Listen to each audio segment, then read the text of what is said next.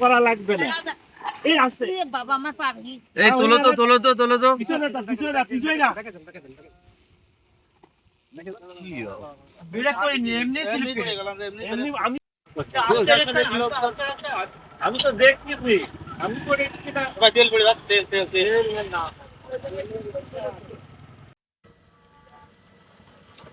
না ভাই কেউ করার দরকার আছে তাই না গাড়ি অটোমেটিক হয়ে যায়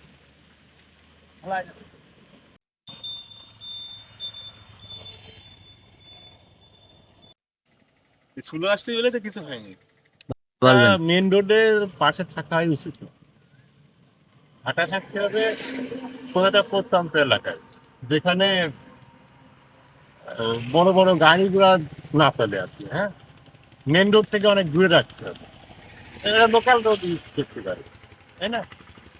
আর একটা বিষয় হলো যে যদি মেন রোডে তাদের ভাড়া থেকেও থাকে, তাদের যারা কমিটিতে আছে বা ভাটার মালিক যারা আছে, তারা এই বিষয়টা অবশ্যই খেয়াল করবে যে রোডে কি অবস্থা, মাটি কি হয়ে পড়ছে, মাটির প্রোটেকশন করতে হবে তাদের রোডে চালানোর জন্য। এইগুলো কেয়ার করলে এগুলোর সমাধান হবে, তাছাড়া সম্ভব না। এই ইট ভাটার কারণে এখানে রোডে মানে মাটি ফেলেছে পানি হয়েছে হালকা ওই হালকা পানির কারণে এখানে পড়ে মোটরসাইকেল স্লিপ করে কাছে পড়ে যাচ্ছে স্লো গেলে তবু পড়ে যাচ্ছে আসছে পড়ে যে মানে ক্ষতি হয়ে যাচ্ছে অনেক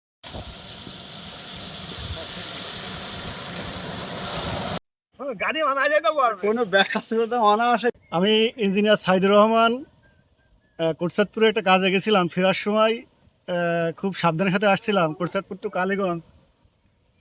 একটু বৃষ্টির কারণে রাস্তার যে অবস্থা, এটার জন্য দায়ী যারা এই যে ইটভাটা আছে, যারা ইটভাটার জন্য মাটি কাটছে, এরাই মূলত দায়ী। তা রাস্তাটা যে অবস্থা, অনেকেই পড়ে গেছে। আমিও মানে সাবধানের সাথে আসছিলাম, তবুও আমি পড়ে গেছি। এখন আমার হাত কেটে গেছে, পা কেটে গেছে। সর্বোপরি আমরা সাধারণ জনগণ যাতে রাস্তায় ভালোভাবে চলাচল করতে পারি, প্রশাসকের দৃষ্টি আকর্ষণ করছি যাতে একটা ব্যবস্থা নেয়।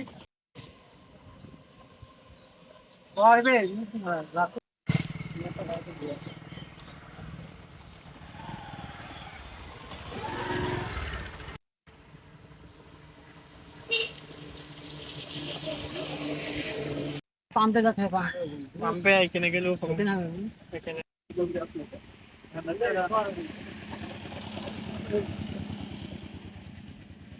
ওই পাশে যান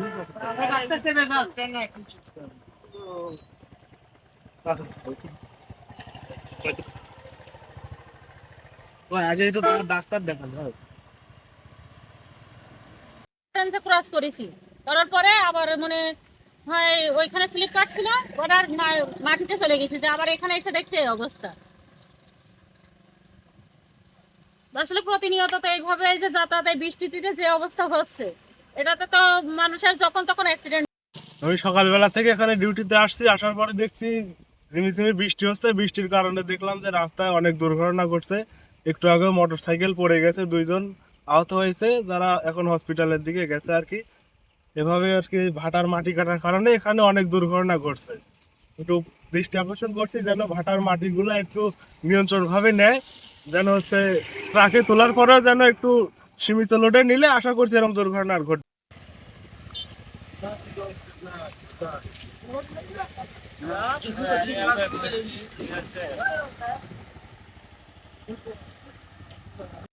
আমরা এই যে জনভোগান্তি হচ্ছি কারণ এই ভাটার কারণে, এই ভাটালারা এই এই মাটি নিয়ে গেছে ভাটায়, আর এই পাকা মনে করেন যে পিজি রাস্তার উপরে পড়ছে, এটা হালকা বৃষ্টি হয়েছে, এই যে জনভোগান্তি যে পড়ে পড়ে আহত হচ্ছে, এর দ্রুত পদক্ষেপ নিক প্রশাসনিক লোকজন।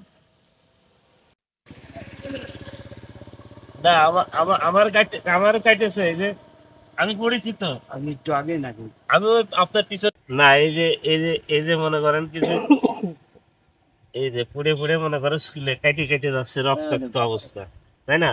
এই যে কি অবস্থা হয়েছে, এই জায়গাটা বেশি মারাত্মক হয়েছে। দেখে এগুলোতে অভ্যস্ত হয়ে যাচ্ছে, এভাবে পড়ে যাব, এভাবে গাড়ির তলায় যাব, এভাবে মারা যাব। হ্যাঁ, এটাই স্বাভাবিক ব্যাপার। শুধু এখন তো না, এই যে দেখেন এই দেখেন, এটা গাড়ি ব্রেক করা লাগছে না। হ্যাঁ? আর দ্বিতীয় কথা হচ্ছে যে গাড়ি ব্রেক না এইগুলো করলে দেখার জন্য কোনো প্রশাসন বা কেউ নেই, আগেও ছিল না, এখনো দেখছি না। এখন তো আমাদের না, আশা আসলে- বেশি, কিন্তু সেই আশায় তো গুড়ে বালি হয়ে যাচ্ছে। এখন তো এখনো একই অবস্থা, সমস্ত জায়গায় এইভাবে কাদা কাদা কাদা কাদা। এই কাদাগুলো কারা করছে? ভাটার লোকে বা মাটি নিয়ে আসছে, সে তারা করছে। তো তারা নিজ দায়িত্ব, তো এগুলো তো যদি পরিষ্কার করতো, ইট তো তাইলে- বানানোই হবে, হ্যাঁ নির্মাণ চলবে, অবকাঠামো চলবে, তাহলে ইট তো বানাতেই হবে। আর ইট বানাতে গেলে আপনি ইট বানাবেন পরিবেশ বান্ধব, ইট না বানান আপনি এইভাবে পুড়িয়েই বানান, তাতে আমাদের আপত্তি নেই, আগেও বানিয়েছেন এখনো বানান, কিন্তু রাস্তাটাকে তো পরিষ্কার রাখবেন। রাস্তাতে তার এককভাবে কোনো ভাটাওয়ালা নিজস্ব রাস্তা না। বহির্বিশ্বে ভাটা